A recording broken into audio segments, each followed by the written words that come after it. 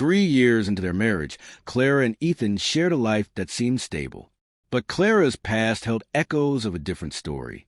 Her first marriage to a man named Daniel had unraveled years before. Daniel's job kept him perpetually on the move, crisscrossing the country for work. Clara, yearning to stay close, found herself sidelined by his relentless focus on his career. He refused to compromise, and over time, the emotional chasm between them grew too vast a bridge. Their marriage ended in divorce, and Clara, seeking a fresh start, moved to a new city. That's where Ethan entered her life, bringing warmth and a sense of renewal. One autumn, Clara needed to return to her hometown to help her aging parents with household tasks. She arranged a brief leave from work, but the thought of inviting Ethan along didn't cross her mind. Her mother's unpredictable nature, one sharp remark could sour the entire visit, made Clara hesitant to expose Ethan to potential tension. After a quiet discussion, they agreed she'd go alone. The trip was meant to be short, no more than 4 days. While away, Clara made a point to call Ethan each evening, their brief chats a thread keeping them tethered despite the distance. On the 4th evening, as they spoke, Ethan casually asked what time he should meet her at the bus station the next day. Clara's voice softened with a hint of apology as she explained she hadn't managed to see everyone she'd hoped to in her hometown.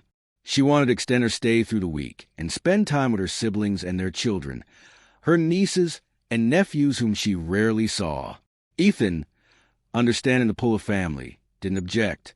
With so many relatives and Clara's infrequent visits home, her decision seemed reasonable.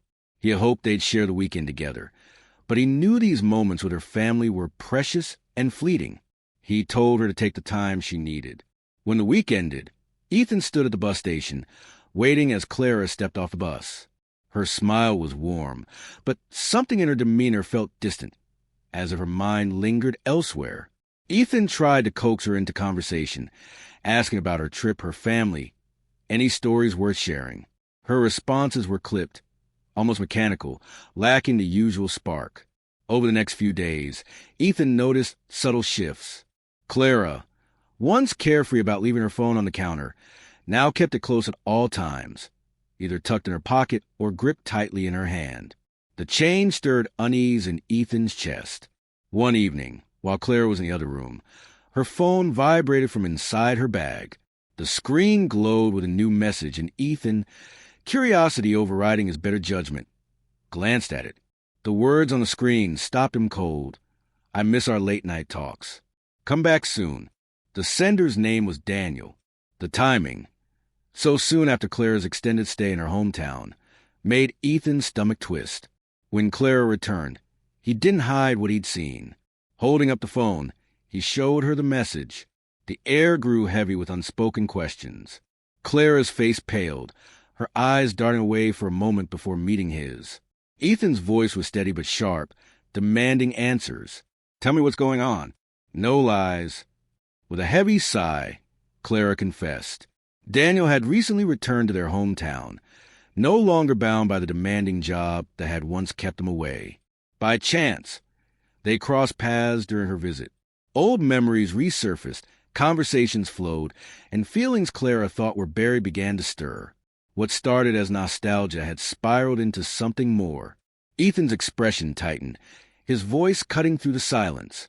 "You betrayed me, didn't you?" Before she could respond, he pressed further, his words laced with pain. "Why go back to him, after everything we built?"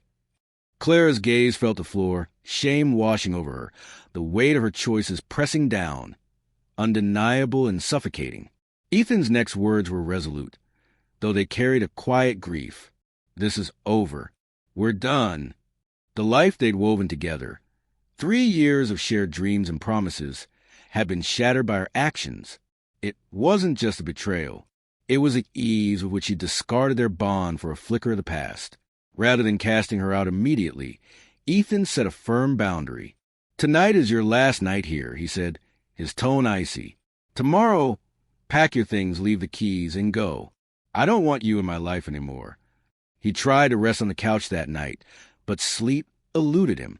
The reality of what lay ahead, the end of their marriage, loomed like a shadow, making the quiet hours unbearable.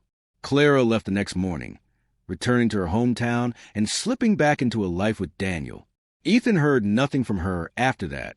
Word reached him through mutual acquaintances that Clara's mother was thrilled to have her daughter back home.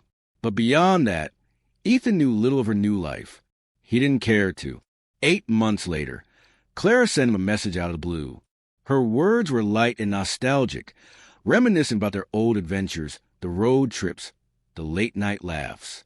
But Ethan had no interest in revisiting the past or probing whether Clara regretted her choices. He'd moved on. Their divorce was final, and he saw no need to dwell on what might have been.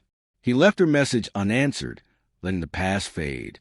Had it not been for that fleeting moment when he glimpsed Daniel's message on her phone, Ethan might never have uncovered the truth. Clara's life after their divorce remained a mystery, and he preferred it that way.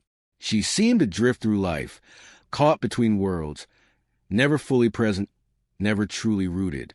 Her indecision, her inability to choose a path and stay on it, left her chasing happiness she could never quite grasp. And in her wake, she left others like Ethan reeling from the consequences of her fleeting choices.